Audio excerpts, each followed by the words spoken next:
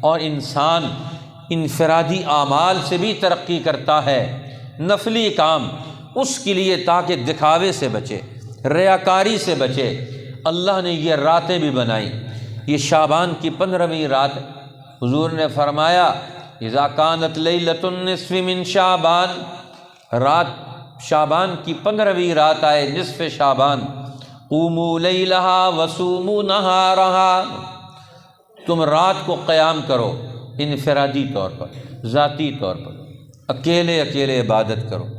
ام المومنین حضرت عائشہ رضی اللہ تعالیٰ عنہ فرماتی کہ میں نے دیکھا کہ رسول اللہ بستر پر نہیں ہے رات،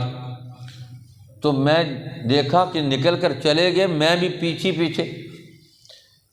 تو اللہ کے پیغمبر جنت البقیع میں چلے گئے اور بقیع میں جا کر وہاں دعائیں مانگی، دعا مانگ کر یہ دیکھا کہ وہاں سے پیغمبر وہاں چلے گئے، پیچھے پیچھے کہتے میں گھر واپس آ گئے۔ اب دیکھا کہ وہاں سے ہو کر آ رہے، اور یہ شعبان کی 15ویں رات، کہتے اس رات کو میں نے دیکھا کہ سر سجدے میں رکھ کر اللہ کے پیغمبر دعا مانگ رہے ہیں، اعوذ بعفوک من نقابک اعوذ برضاک من سخطک، اے اللہ میں تیری پناہ چاہتا ہوں کہ تو اپنی رضا چھین لے اور ہمارے سے ناراض ہو جائے،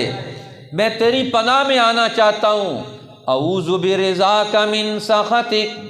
میں تیری رضا کی چادر میں پناہ میں آنا چاہتا ہوں تیری ناراضگی سے، وَأَعُوذُ بِعَفْوِكَ مِنْ عِقَابِكَ،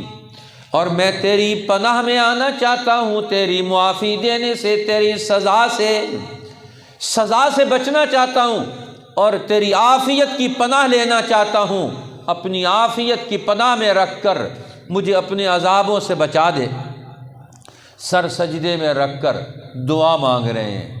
جو بخشائے ہوئے ہیں، اور جو گناہوں میں لتھڑے ہوئے ہیں وہ راتوں کو اکڑ اکڑ کے دیگر مصروفیات میں مصروف ہیں، انہیں پتہ ہی نہیں کہ میرا نفس بھی مریض ہے، میرا دل بھی مریض ہے، میرے بچے بھی بیمار ہیں، میری قوم بھی بیمار ہے، ہمارا بازار بھی بیمار ہے، ہماری عدالت بھی بیمار ہے، سارے غلط کام کر رہے ہیں، الٹے کاموں پہ چل رہے ہیں۔ اللہ ہمیں ان الٹے کاموں سے بچنے کی توفیق عطا فرمائے، توبہ کی طرف آنے کی توفیق نصیب فرما دے، ہمیں اپنی رضا کا مستحق فرما دے، اور